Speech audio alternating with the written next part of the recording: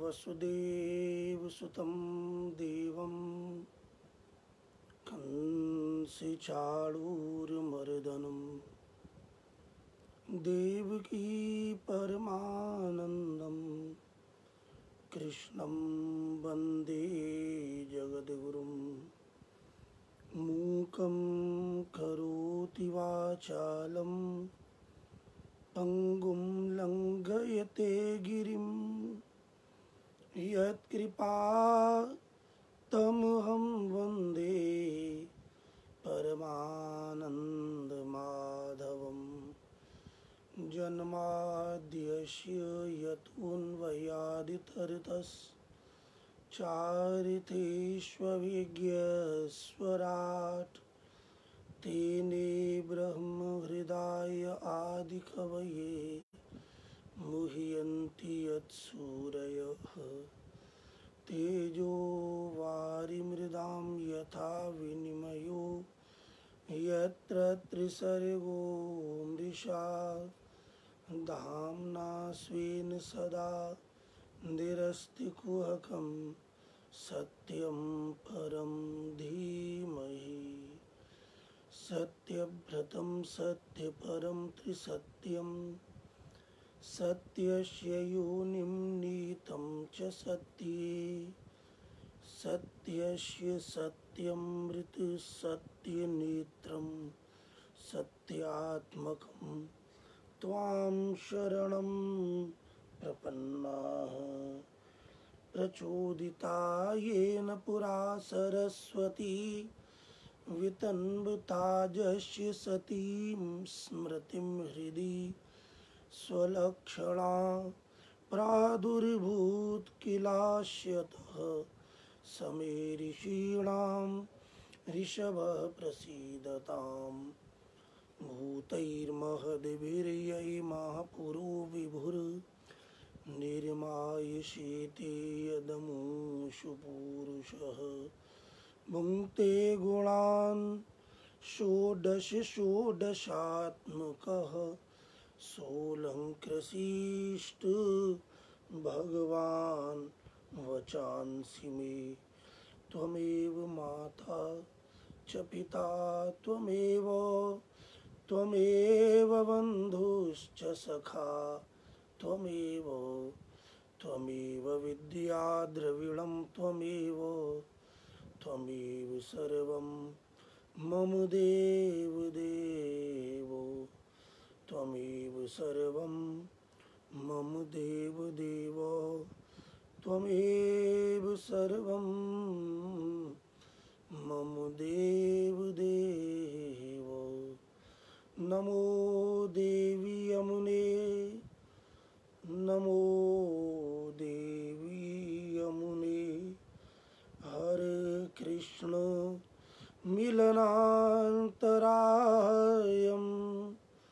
निजनाथ मार्गदायिनी कुमारी कामपूरी के कुरु भक्तिरायं नमो देवी यमुने नमो देवी यमुने श्याम सुंदर श्री यमुने महारानी की जय श्री गोवर्धननाथ कृष्ण कन्हैया लाल की जय श्री द्वारकाधीश की जय श्री वृंदावन बिहारी लाल की जय श्री केशवदेव भगवान की जय मथुरापुरी की जय ब्रजधाम की जय भगवत धाम की जय श्रीमद्भागवत भगवान की जय श्री व्यास जी महाराज की जय श्री सुखदेव जी महाराज की जय सद्गुरुदेव भगवान की जय आज के आनंद की जय जय जय श्री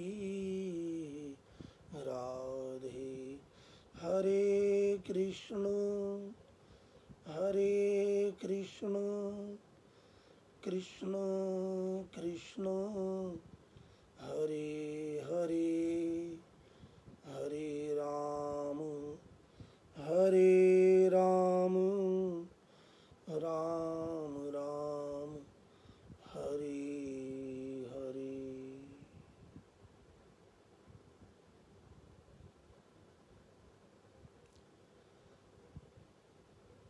श्रीमद् भागवत के 10वें स्कंध में श्री व्यास जी महाराज ने निरोध लीला का वर्णन किया है। निरोध शब्द का अभिप्राय है नितराम रोधः। जहाँ चित्त एक स्थान पर अवरुद्ध हो जावे, रुक जाए, निरंतर एक ही जगह रहे, रुका रहे, उसका नाम निरोध। कहाँ रुके और कहाँ न रुके, तो इस निरोध लीला का अभिप्राय वर्णन करते हुए आचार्य परिभाषा करते हैं, प्रपंच विस्मृति पूर्विका भगवदासक्ति निरोधः। प्रपंच शब्द का अर्थ है जगत। इस जगत की, संसार की विस्मृति हो जाए और भगवान में आसक्ति हो जाए, प्रेम से ऊंची अवस्था, प्रेम की ही प्रगाढ़ अवस्था का नाम आसक्ति है। तो भगवान श्री कृष्ण की जो लीलाएं हैं, इनको सुनने से, इनको पढ़ने से, इनको कहने से, इनका बार बार चिंतन करने से ये चित्त संसार से विरक्त होता है और श्री कृष्ण में आसक्त होता है। कलिकाल में श्री कृष्ण का जो साक्षात स्वरूप है वह श्रीमद् भागवत है। तो भगवान की आसक्ति बढ़ाने वाली ये अत्यंत मार्मिक, भावमय, रसमय जो कथा है, श्री उद्धव जी का ब्रजगमन। श्री कृष्ण ने अपने ब्रजवासियों के लिए अपनी मैया, अपने बाबा, अपने सुहृद मित्र, सखा, ग्वाल बाल, ब्रज गोपिकाएं, इन सबके लिए संदेश लेकर श्री उद्धव जी को भेजा है। उद्धव ब्रज के लिए उत्साह रूप है। जब से उद्धव जी ब्रज में पधारे हैं, ब्रज के घर घर में उत्सव है। सर्वप्रथम जब नंद बाबा के यहाँ पधारे हैं तो नंद बाबा का मन इतना आनंदित हो गया उन्हें देखकर। सामने है श्री उद्धव जी और चित्त है श्री कृष्ण में।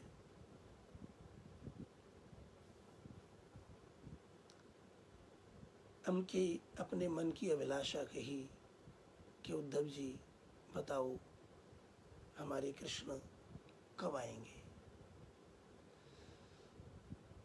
कृष्ण की लीलाओं का स्मरण करते करते नंद बाबा, मैया यशोदा ऐसे भाव विभोर हो जाते हैं, प्रेम के समुद्र में मनो डूब ही जाते हैं और भाव का जो प्रवाह नंद बाबा के नेत्रों से, मैया यशोदा के नेत्रों से बहा। उसे देख करके जो परम ज्ञानी उद्धव जी हैं वो भी आनंदित हो गए। उद्धव जी ज्ञानी हैं। और तब नंद बाबा यशोदा मैया के दुख को दूर करने का प्रयास श्री उद्धव जी कर रहे हैं। श्री कृष्ण का संदेश नंद बाबा को, मैया यशोदा को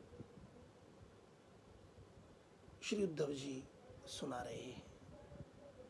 ये पावन प्रसंग कल हम और आप विचार कर रहे थे कि उद्धव जी ने कहा कि आप दोनों बड़े धन्य हैं, बड़े भाग्यशाली हैं।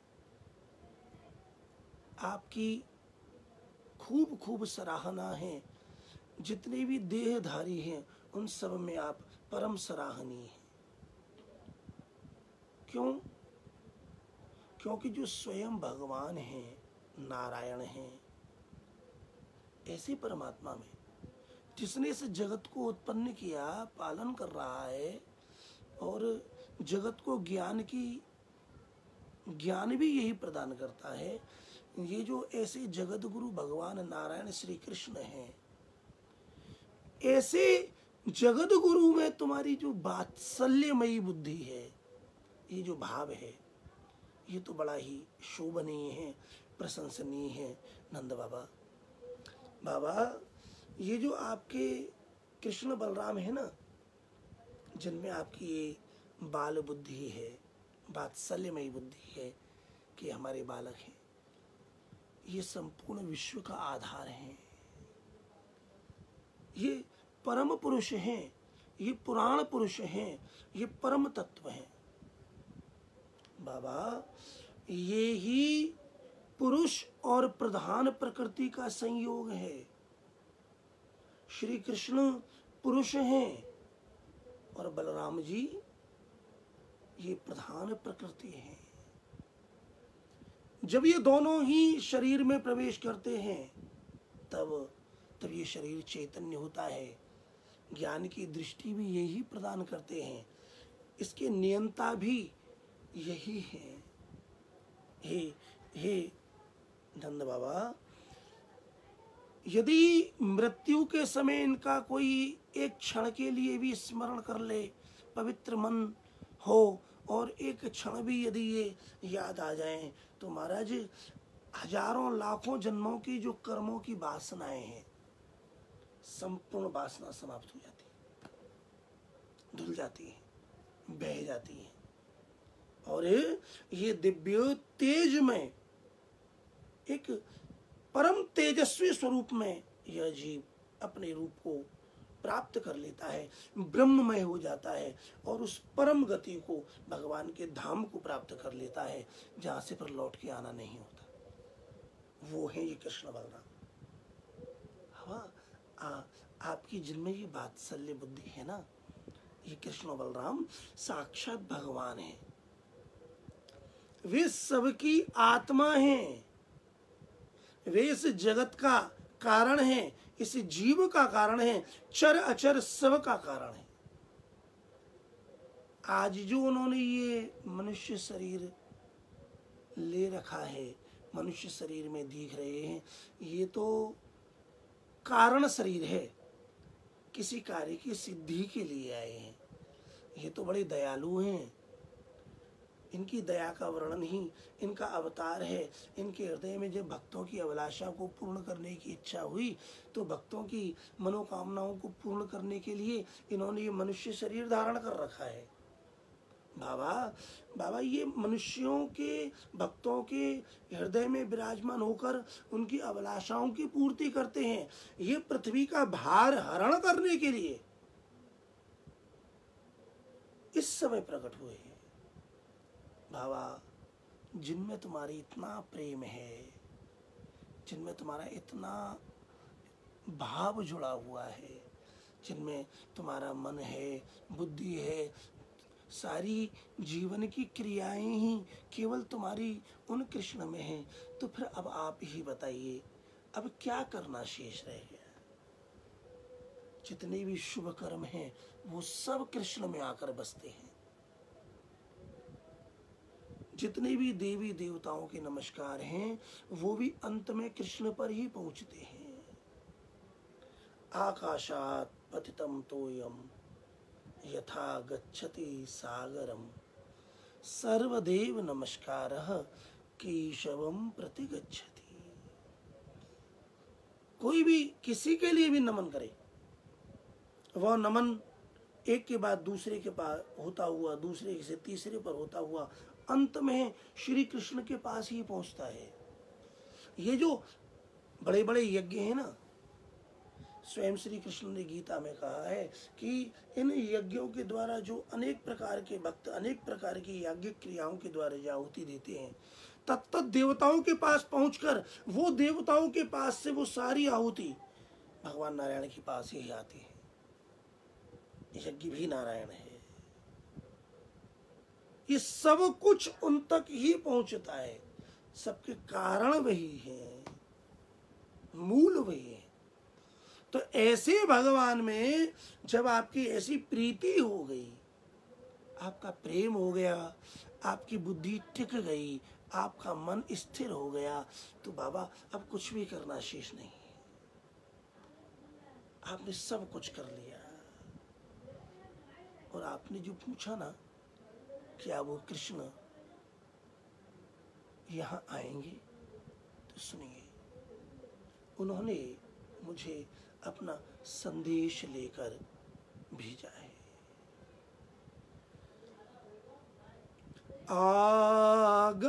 आगमिष्यति दीर्घेण कालेन ब्रजमच्युतः प्रियं विधास्यते पितृर्भगवान् सात्वतां पतिः हत्वा कंसं रंगमध्ये प्रतीपं सर्वसात्वतां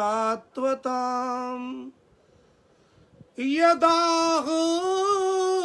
वह समागत्य कृष्णः सत्यं करोति तत्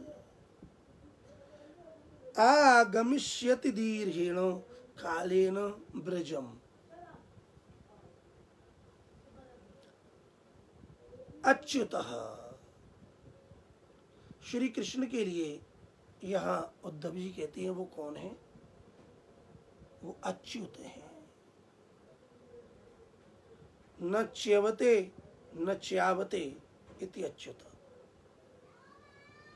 जो कभी भी अपने स्वरूप से अपने स्थान से गिरता ही नहीं।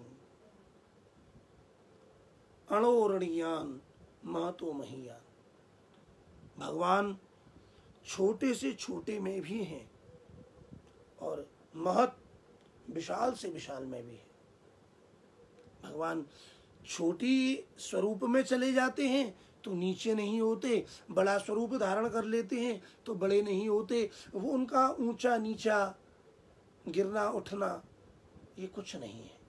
वो अच्युत हैं, सबसे परे हैं। वो श्री कृष्ण बड़े दयालु हैं। यदुवंशियों के स्वामी हैं और वो परम कृपालु श्री कृष्ण आगमिष्यति दीर्घेण कालेन ब्रजम, वो इस ब्रज में कुछ समय में जरूर आएंगे। थोड़े समय के बाद ही, बहुत जल्दी बाबा श्री कृष्ण आएंगे, बहुत जल्दी आएंगे। बस थोड़ी सी समय की बात है, थोड़ा समय जा रहा है तो। लेकिन वो यदुवंश शिरोमणि भक्त वत्सल भगवान श्री कृष्ण इस ब्रज में आएंगे, ये बात जरूर है। और प्रियम विधाश्यते पित्रोः, जैसे आप उनसे प्रेम करते हैं ना, वो भी आपसे इतना ही प्रेम करते हैं, बहुत प्रेम करते हैं। और वो अपने माता पिता के पास आकर, आपके पास आकर, मैया यशोदा के पास आकर आपको खूब आनंदित करेंगे, आपको खूब प्रेम करेंगे। आप विश्वास कीजिए, वो आएंगे। और ध्यान करो, हत्वा कंसम रंग मध्ये प्रतीपम सर्व सात्वताम यदा वह समागत्य कृष्ण सत्यम करोति तत्। जिस समय उन्होंने सात्वित वंश विरोधी, यदुवंशियों के विरोधी, यदुवंशियों से द्वेष करने वाले, यदुवंशियों का अहित करने वाले, यदुवंशियों को कष्ट पहुंचाने वाले कंस को मारा था, उसकी ही रंगशाला में, भरी सभा के मध्य में श्री कृष्ण ने जब उस कंस की हत्या की, जब कंस को मारा, तब भी मारने के बाद वो आपके पास आए थे। ऐसा नहीं है कि वो आपको भूल गए हैं। कंस को मारने के बाद श्री कृष्ण नंद बाबा के पास आए हैं। हमारे ब्रजवासी लोग कथा सुनाते हैं कि जिस समय श्री कृष्ण कंस के रंगभूमि में, जहाँ आयोजन हो रहा था, बड़े बड़े पहलवान विद्यमान थे, संपूर्ण मथुरावासी भी थे, बड़े बड़े पहलवान भी थे, ऋषि मुनि महात्मा भी पहुंचे थे श्री कृष्ण का दर्शन करने के लिए। वहीं पर नंद बाबा भी, ग्वाल वाल भी उस रंगभूमि में उस आयोजन को देखने के लिए आए हुए थे। जब श्री कृष्ण ने प्रवेश किया तो उनकी बड़ी झांकी दिव्य थी। बाबा आपको ध्यान है ना, जब श्री कृष्ण रंगभूमि में प्रवेश करते हैं तो श्री कृष्ण और बलराम की जो झांकी है वो अद्भुत अद्भुत। जो रूप श्री कृष्ण ने इस भूमि पर इस समय प्रकट किया, एक ही रूप में 10 रस, संपूर्ण रसों से युक्त रसमय झांकी श्री कृष्ण और बलराम की। मल्लानाम अशनिर्नृणां नरिवरः स्त्रीणां स्मरो मूर्तिमान् गोपानां स्वजनो सतां क्षितिभुजां शास्ताः स्वपित्रो शिशु मृत्युर्भोजपते विराड विदुषां तत्त्वं परम योगिनां वृष्णीनां परदेवतेति विदितो रंगम गतः साग्रजः। अपने अग्रज दाऊ दादा के साथ, श्री बलराम जी के साथ जब श्री कृष्ण ने उस रंग भूमि में प्रवेश किया तो श्री कृष्ण का रंग देखने लायक था। कैसा रंग था श्री कृष्ण? जिस समय उन्होंने प्रवेश किया तब द्वार पर 10,000 हाथियों की शक्ति वाला कुबलिया पीड़, जो श्री कृष्ण को मारने के इरादे से था, उसका वध करके श्री कृष्ण बलराम आए हैं। और उन हाथी के जो 2 दांत थे उन्हें उखाड़ कर एक दांत श्री कृष्ण के हाथ में है और एक दांत श्री बलराम के हाथ में है विजय के रूप में। और जब रंग महल में, रंगभूमि में प्रवेश किया, जहां कंस ऊपर बैठा हुआ है, पूरी सभा जुड़ी हुई है, कंस की पूरी शक्ति विद्यमान है, संपूर्ण मथुरावासी विराजमान है। वहां बड़े बड़े जो पहलवान हैं, जिनको देखने के लिए सब आए हैं, उन मल्लों ने जब श्री कृष्ण और बलराम के रूप को देखा तो उन्हें श्री कृष्ण और बलराम का रूप ऐसा दिखा मानो साक्षात वज्र स्वरूप, वज्र ही सामने से कोई आ रहा हो। मल्लानाम अशनि नृणाम नरवरः। और वहां जो प्रजा थी, लोग थे, उन्हें लगा कि कोई सामान्य व्यक्ति नहीं, श्रेष्ठ पुरुष राजा है। स्त्रीणाम स्मरो मूर्तिमान। वहां जो सुंदरियां थीं, स्त्रियां थीं, युवतियां थीं,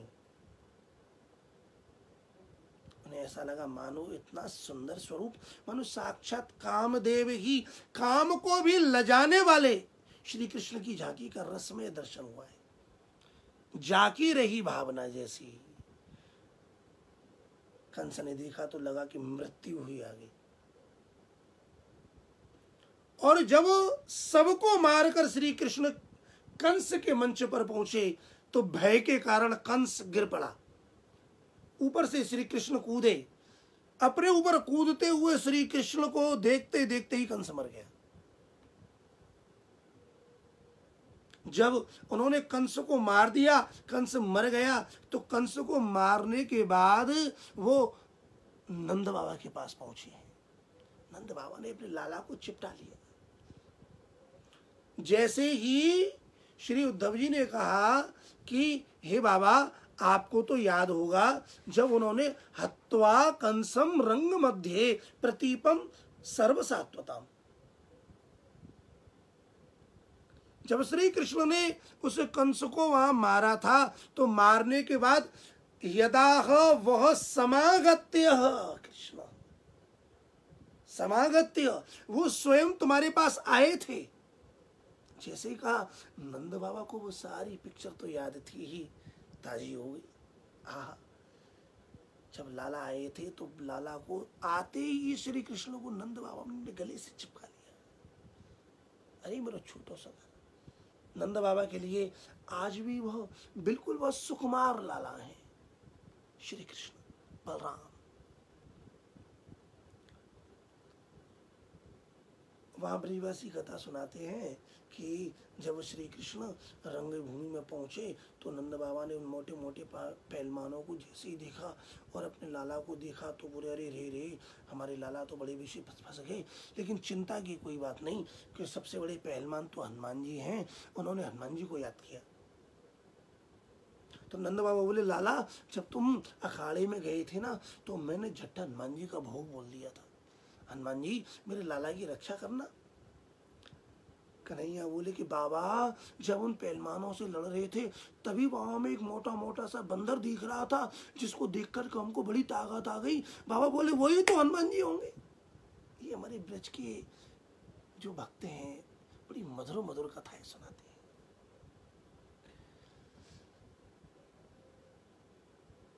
श्री कृष्ण आकर के मिले और जब वो नंद बाबा को विदा किया तब उन्होंने उनसे कहा था, बाबा मैं आऊंगा, तुम्हें याद है ना।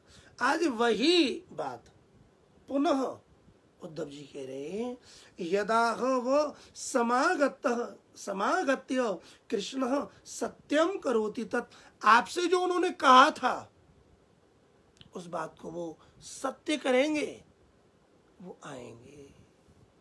उद्धव जी जानते हैं श्री कृष्ण सत्यात्मक स्वरूप है।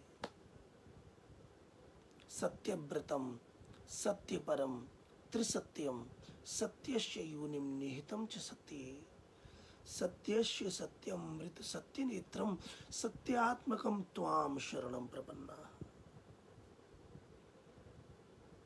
वह परमात्मा श्री कृष्ण जिन्होंने कंस को मारने के बाद भी आपके पास आकर आपसे मिले थे और आपसे कहा था वो आएंगे, लेकिन आ नहीं पाए, लेकिन उन्होंने जो कहा है उस बात को वो सत्य करेंगे, वो आएंगे। आगमिष्यति दीर्घेण कालेन ब्रजम। बाबा वो इस ब्रज में आएंगे, कुछ दिनों के बाद, जल्दी ही आएंगे, बस थोड़े से दिन की बात है। हे महाभाग नंद बाबा, मा खिद्यतम महाभागौ दृक्षः कृष्ण मंतिके अंतर्हृदि सबूतानां आस्ते ज्योति रिवैधसी।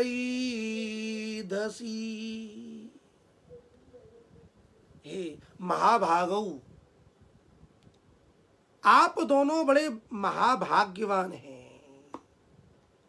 हे महाभाग्यशाली नंद बाबा, हे महाभाग्यशालिनी मैया यशोदा जी, मां खिद्यतम, आप खेद मत करो, अपने मन में किसी भी प्रकार का दुख न लाओ।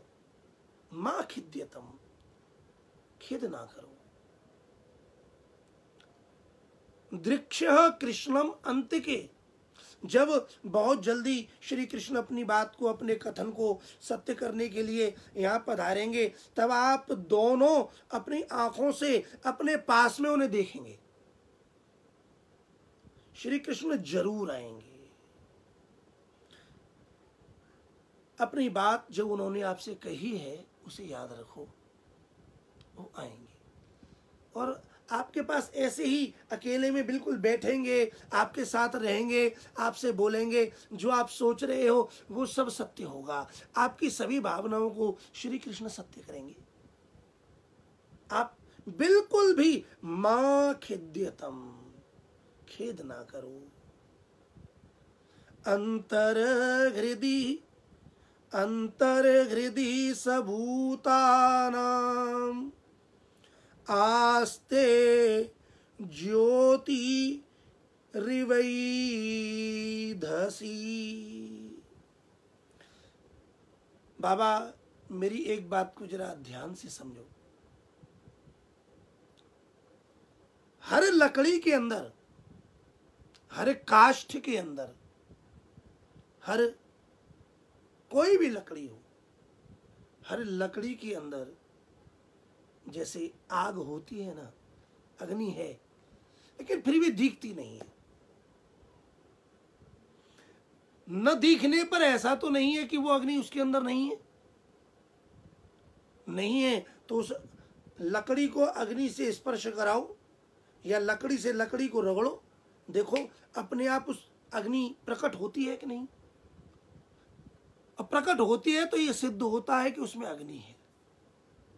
ठीक इसी प्रकार परमात्मा श्री कृष्ण अंतर्हृदय सबके हृदय में है, प्राणी मात्र के हृदय में है। वो तो सर्वव्यापक है, आत्मा रूप से तो सब में ही विराजमान है। जैसे अग्नि हर लकड़ी में है, ऐसे वो श्री कृष्ण भी सबके हृदय में है। आप उनका स्मरण करो। वो श्री कृष्ण ब्रह्म है और ब्रह्म का ऐसा स्वभाव है कि न तो वो किसी से प्रेम करता है, न किसी से द्वेष करता है। सबके हृदय में रहते हुए भी वो किसी के सुख दुख में भोगता नहीं है। बाबा न यस्यास्ति प्रियः कश्चिन् न प्रियो वास्त्यमानिनः नोत्तमो नाधमो नापि समानस्या समोऽपि वा।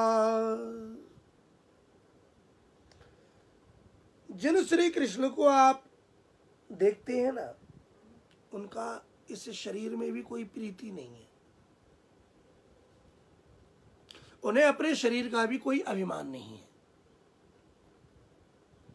वो हर शरीर में रहते हैं, लेकिन किसी भी शरीर का उन्हें अभिमान नहीं है। नहीं शास्ति प्रिय कश्चिन, इसलिए न तो उनका कोई प्रिय है और ना ही उनका कोई अप्रिय है, न उन्हें कोई अच्छा लगता है और न कोई बुरा लगता है।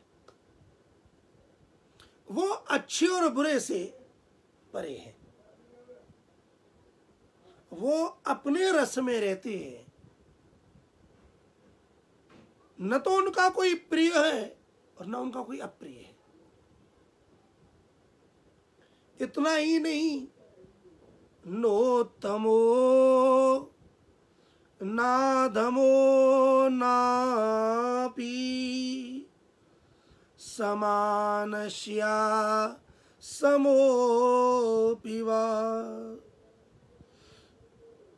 वो ब्रह्म है और ब्रह्म का ऐसा स्वभाव है, वो सम रहता है, वो पूर्ण है, न घटते हैं न बढ़ते हैं, न उनका किसी से प्रेम है न किसी से द्वेष है।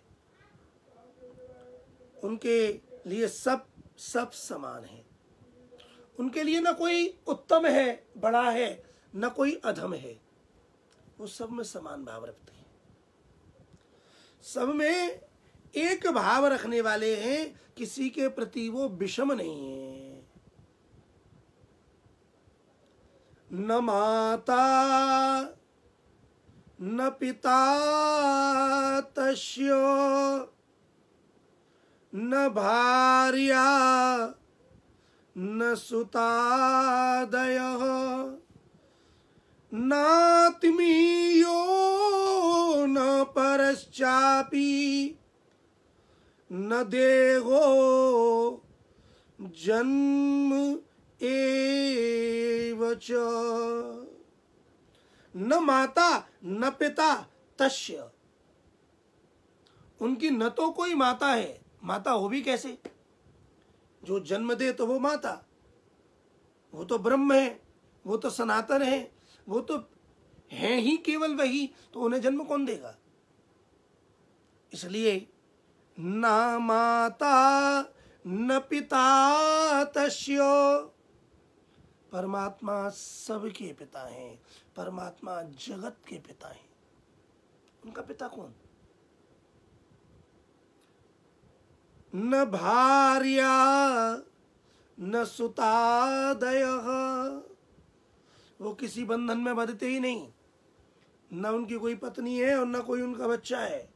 वो मथुरा में भी रह रहे हैं तो न उनकी कोई माता है, न उनका कोई पिता है, न पत्नी है, न भार्या है, न सुत है। उनकी प्रीति किसी में नहीं है, वो सबके प्रति समान है।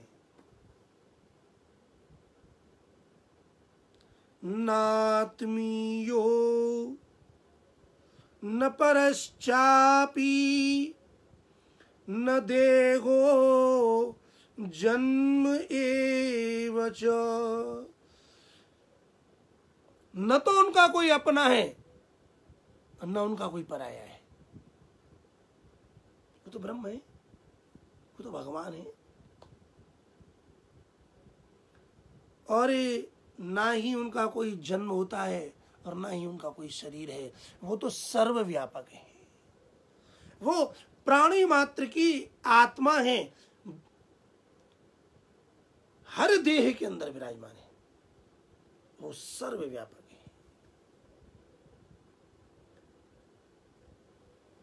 हे बाबा, न चास्य कर्म वा लोके सदसन मित्र सदसन मिश्रियोनिषु क्रीडार्थः सोऽपि साधूनां परित्राणाय कल्पते। कल्पते। लोके मतलब इस लोक में, न चास्य कर्म वालों के, इस लोक में भी इनका कोई कर्म नहीं है, वो कुछ करने के लिए बाध्य नहीं है।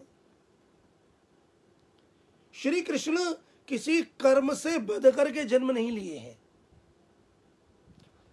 ये जीव कर्मों के अधीन है, कर्मों से बंधा हुआ है, कर्मों के फल को भोगने के लिए, प्रारब्ध को भोगने के लिए इसे शरीर मिला है, ये बंधा हुआ है। लेकिन श्री कृष्ण किसी कर्म के अधीन बंध करके जन्म नहीं लेते इस लोक में, इसलिए उनके लिए कुछ करना भी जरूरी नहीं है। जो करते हैं तो वो अपनी खुशी के लिए, अपने आनंद के लिए, अपने मन से करते हैं।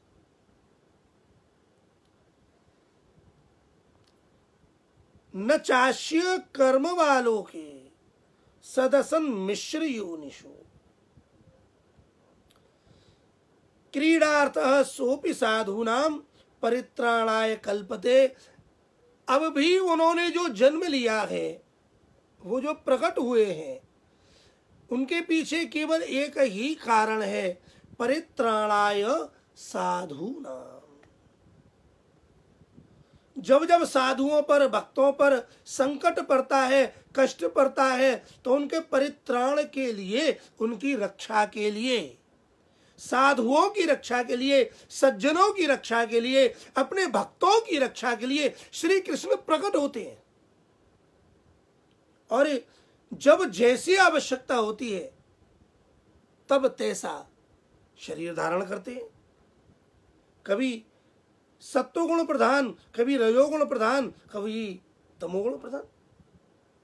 श्री कृष्ण के, परमात्मा के जब जैसी लीला करनी होती है तब तैसी अनेक प्रकार से वही देवताओं के रूप में, असुरों के रूप में अनेक प्रकार से वही प्रकट हो जाती है। देवादि ये उनका सात्विक अवतार है, और जो मत्स्य कूर्म ये जो देह है ये तामस है, और जब जब मनुष्य देह में वो प्रकट होते हैं तो ये सत्व तम मिश्र रजोगुण प्रधान है। ये मिश्र योनि में भी प्रकट होते हैं, सत्व योनि में भी प्रकट होते हैं, रजोगुण योनि में भी प्रकट होते हैं, तमोगुण योनि में भी प्रकट होते हैं, ये मिश्र में भी होते हैं। जब जैसी आवश्यकता होती है तब तैसा देह धारण करके ये प्रकट हो जाते हैं। लेकिन उसके पीछे इनका लक्ष्य क्या होता है, क्यों होते हैं? परित्राणाय साधूनाम, साधूनाम परित्राणाय कल्पते। ये जो कुछ करते हैं क्रीडार्थः, ये संपूर्ण जगत क्या है? क्रीड़ा भांडम इदम जगत। ये संपूर्ण जगत भगवान के खेलने का खिलौना है, भगवान खेल रहे हैं। और उस खेल में भी जब जब इनके भक्तों पर, संतों पर, साधुओं पर कोई अत्याचार होता है, उन्हें कष्ट मिलता है, तो उनके परित्राण के लिए फिर प्रकट हो जाते हैं। भगवान भक्तों की रक्षा करने वाले हैं, भगवान भक्त वत्सल हैं। जब जब भक्तों पर संकट पड़ता है तो भक्त तो भगवान को ही पुकारते हैं, और भक्त पुकारे और भगवान भक्त की रक्षा न करें, ऐसा तो कभी हुआ ही नहीं, हो ही नहीं सकता। भगवान अपने भक्तों की रक्षा करते हैं। साधुओं की रक्षा के लिए परित्राणाय साधूनाम विनाशाय च दुष्कृताम धर्म संस्थापनार्थाय संभवामि युगे युगे। यदा यदा हि धर्मस्य ग्लानिर्भवति भारत अभ्युत्थानम अधर्मस्य तदात्मानं सृजाम्यहम्। जब जब हो धर्म की हानि, बाढ़ असुर अधम अभिमानी। तब तब धरे प्रभु विविध शरीरा, हरहि कृपा निधि सज्जन पीरा। भगवान अपने लिए कभी कुछ नहीं करते। भगवान यदि करते हैं तो भक्तों के हित के लिए करते हैं। जब जब उन्होंने अनेक रूपों में अपने भक्तों को प्रकट किया है तो वो भक्त अपने मनोरथ भी करते हैं, और यदि भक्त मनोरथ करे तो भगवान उसे पूर्ण भी करते हैं, और पूर्ण करने के लिए अनेक प्रकार की लीलाएं भी करते हैं। भगवान किसी कर्म में बंधे हुए नहीं होते हैं। भगवान जो करते हैं वो करने से भक्त के बंधन को भी काट देते हैं।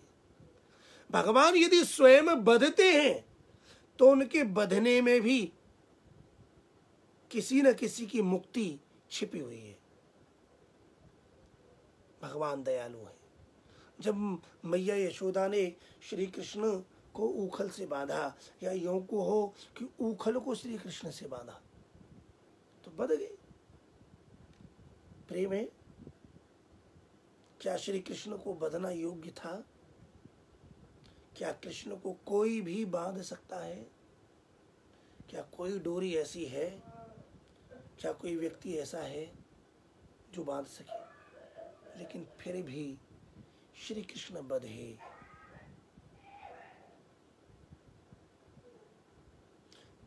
जीव तो दोष युक्त होगा ही होगा। जिसने इस जगत में जन्म लिया है उसे तो कहीं ना कहीं माया व्यापेगी ही व्यापेगी। कहीं ना कहीं उससे गलती होगी ही होगी। कहीं ना कहीं उसके स्वभाव में विषमता होगी ही होगी। लेकिन परमात्मा तो परमात्मा है। भगवान को दोष राशि जीवोयम को हरि ही गुण बारिधि। ये जीव तो दोषों का खजाना है, भंडार है, लेकिन परमात्मा गुण बारिधि, गुण के समुद्र है। यदि ये जीव पतित है, पाप का समूह है, पाप से युक्त है, तो परमात्मा पतित पावन है। लेकिन जब भावना के द्वारा, प्रेम के द्वारा उस सर्वव्यापक परमात्मा को भी मैया यशोदा ने बांधा, तो श्री कृष्ण स्वयं कृपया सीत स्वबंधने। यदि श्री कृष्ण बंधन में आए तो ये भी उनकी कृपा है। हाँ, भक्त के मनोरथ में कोई भावना जागी, मनोरथ उठा, और भगवान यदि उसके मनोरथ को पूर्ण करने के लिए उसके लेवल तक गए, उन्होंने उसके मनोरथ को पूर्ण किया, तो ये क्या है? ये कृपा है। श्री कृष्ण मैया यशोदा से यदि बंधे तो ये बंधना भी श्री कृष्ण की कृपा है। कृपया सीत, वो अपनी कृपा के द्वारा ही अपने बंधन में ही आए। भगवान स्वयं अपनी इच्छा से कृपा के द्वारा भक्त को प्राप्त होता है, वहां तक आ जाता है। जो भक्त चाहता है वो करने लगता है। अरे जब ब्रज की गोपियां वो गायों के गोबरों को एक स्थान पर से दूसरे स्थान पर टोकरी में भर भर करके ले जाती थी, तो भरी हुई टोकरी को उठाना थोड़ा कठिन भी होता है, तो वो श्री कृष्ण को बुलाती, अरे कन्हैया इधर आओ, लाला ये टोकरी जरा उठा के हमारे सिर पे तो रख। कन्हैया भी कन्हैया बोले, गोपी यदि मैं तेरी टोकरी को उठाऊं तो मुझे क्या मिलेगा? अरे बोले, इसमें मिलने की क्या बात है? तो बोले, देख, गोबर तेरा, टोकरी तेरी, काम तेरा, मैं तेरे गोबर को कहां तक उठाऊंगा? अच्छा उठवाऊं तो मुझे कुछ मिले तो मैं उठाऊं। तो बोले, क्या देगी? तो बोले, लाला जिन गैयाओं के गोबर को तू उठवा रहा है, उन गैयाओं का जो दूध होगा, उन गैयाओं के दूध में से माखन निकाल के मैं हर टोकरी पर एक लौनी माखन तुझे दूँ। ठीक? बोले पसंद? हाँ राजी। अब श्री कृष्ण गैया के गोबर के ढेर के पास खड़े हुए हैं। गोपी आई, टोकरी लाई, उसने गोबर भरा, श्री कृष्ण ने उसे उठाया और उसके सिर पर रखा। गोपी चली, बोली गिनती कैसे होगी? तो ले भी गिनती करती हूँ। जिन हाथों से उसने गैया का गोबर भरा था, वो गोबर के हाथ थे, उन्होंने एक टिक्की लेकर के लाला के माथे पर एक गिनती, 2। अब गिनती तो बाद में होंगी, अब ये जो टोकरी उठ रही है, जितनी टोकरी उठ रही है, वो गोपी लाला के माथे पर एक एक गैया के गोबर की मेहंदी लगा रही है। लाला का पूरा माथा भर गया, माखन की लौनी मिलेगी। आहा। और गोबर उठाया, भरते भरते भरते भरते वो और टिक्की नीचे तक आई। लाला के पूरे गालों पर गैया के गोबर का श्रृंगार हो गया। महाराज जब सारी टोकरी उठ गई और गिनती का नंबर आया, तो लाला को जरा लगी खुजरी, लाला ने जरा खुजाया तो वो सारी एक हो गई। लाला को ध्यान नहीं रहा। जब एक हो गई तो उन्होंने आकर के, गोपी जब पधारी, बोले हाँ लाला कितनी? तो देखे तो वो पूरा चेहरा एक। बोले लाला एक है, ले माखन की लोनी।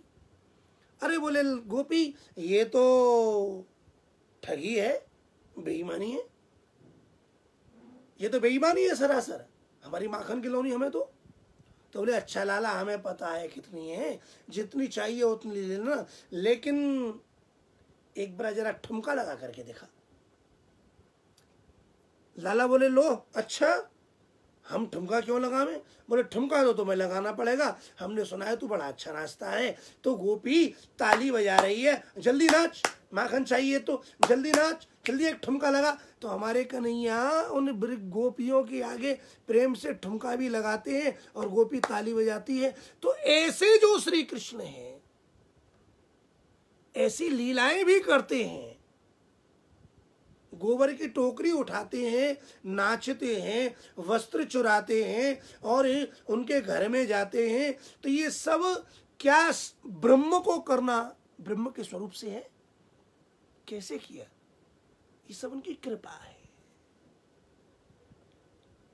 अपने भक्तों को सुख पहुंचाने के लिए, भक्तों की रक्षा करने के लिए श्री कृष्ण इन दैत्यों को मारते हैं। श्री गिरिराज को उठाया किस लिए? भक्तों के हित के लिए, साधुओं के हित के लिए, साधुओं के कल्याण के लिए, साधुओं की रक्षा के लिए वह भगवान श्री कृष्ण नाना प्रकार के शरीर धारण करते हैं। और धारण क्या करते हैं? ये संपूर्ण उनका ही तो स्वरूप है। न चास्य कर्म वालों के सदसं मिश्र योनिषु क्रीडार्थः सोऽपि साधूनां परित्राणाय कल्पते। वो जो कुछ करते हैं ये उनका खेल है, ये उनकी क्रीड़ा है, ये जगत भी उनके खेलने का स्थान है। उनके लिए कुछ करना ये कोई बंधन के कारण करना नहीं है, ये तो भक्तों के हित के लिए, भक्तों के कल्याण के लिए वो नाना प्रकार की योनियों में जब जैसा समय होता है प्रकट हो जाते हैं और अपने भक्तों की रक्षा करते हैं। श्री कृष्ण बड़े दयालु हैं। भगवान श्री कृष्ण आज भी अपने भक्तों की रक्षा करते हैं, कर रहे हैं। वो जगतपति श्री कृष्ण इस संपूर्ण जगत की रक्षा करें।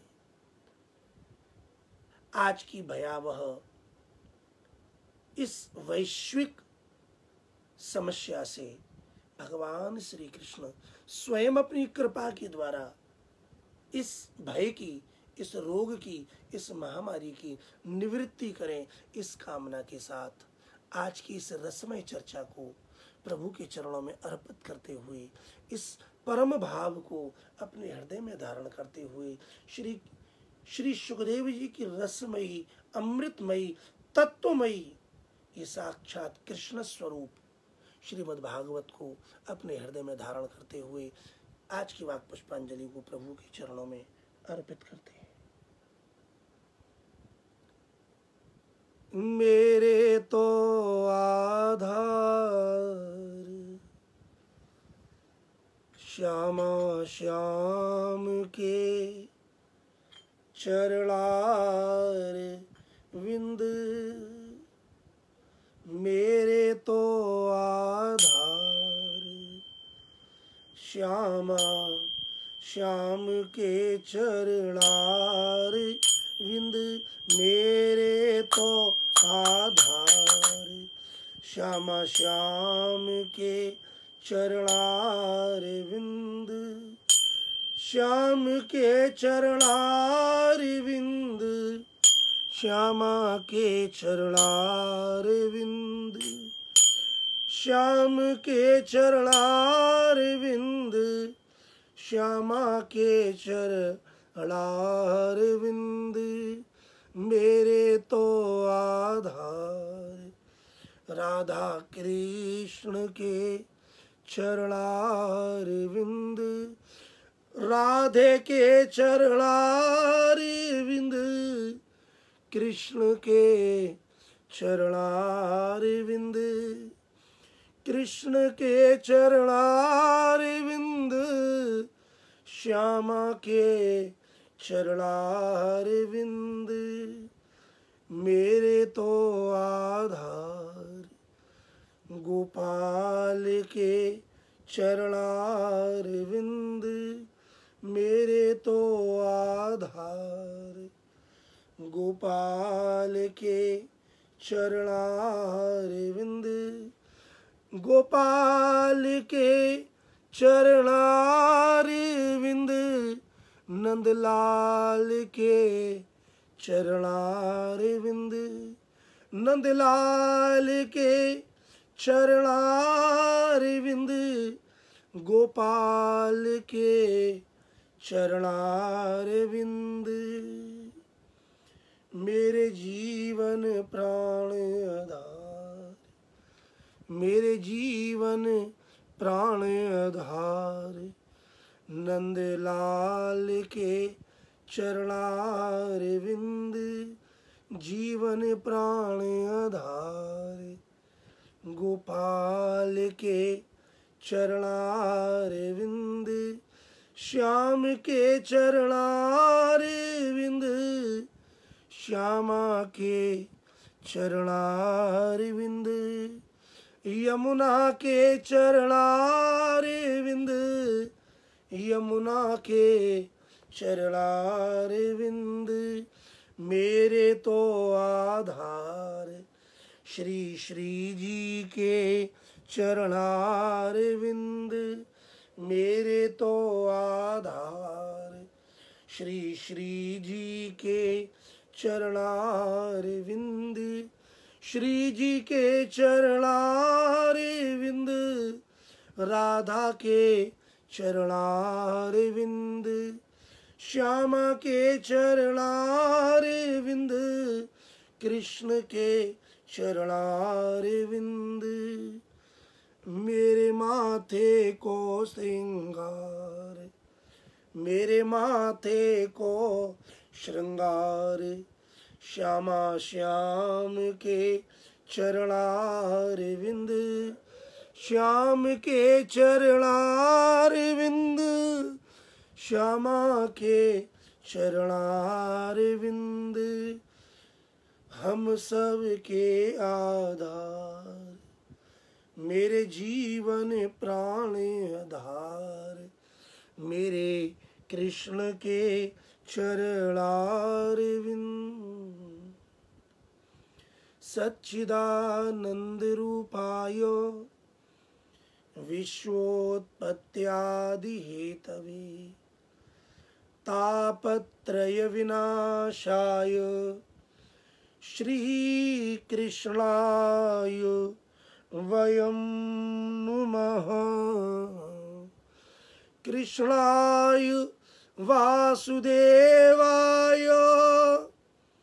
हरये परमात्मने प्रणतक्लेशनाशाय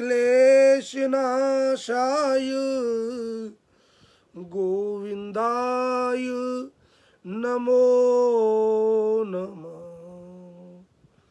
राधा मेरी स्वामिनी, मैं राधा जू को दासी, जन्म जन्म मोहि दीजियो श्री वृंदावन बास। वृंदावन सोवन नहीं, नंदगाम सोगाम।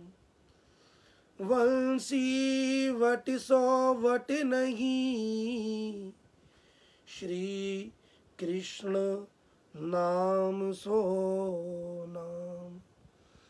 मोर मुकुट कटकाछिनी, कर मुरली उर्माल। एगी बानिक मोमन बसो, सदा बिहारी लाल। मेरी भव बाधा हरो, राधा नागर सोय। जातन की छाई परत, श्याम हरित द्युति होय। धन्य धन्य मथुरापुरी, धन्य कालिंदी कूल। पतितन को पावन करे, ब्रजमंडल की धूर। अच्युतम केशवम राम नारायणम, कृष्ण दामोदरम वासुदेवम हरे। श्रीधरम माधवम गोपिका बल्लभम, जानकी नायकम श्रीराम चंद्रम भजे। हरे कृष्ण कृष्ण कृष्ण हरे हरे, हरे राम राम राम हरे हरे। इसी के साथ आज का ये सत्संग यहाँ विराम लेता है। जो सुना है जो रसपान आपने किया है, इसे निरंतर निरंतर अपने हृदय में बार बार चिंतन करते रहिएगा। ये ही रस के समुद्र में गोता लगाने का सुंदर अवसर है। श्री यमुना जी सभी पर कृपा करें। सर्वे भवन्तु सुखिनः, सर्वे सन्तु निरामयाः, सर्वे भद्राणि पश्यन्तु, मा कश्चित् दुःख भाग् भवेत्।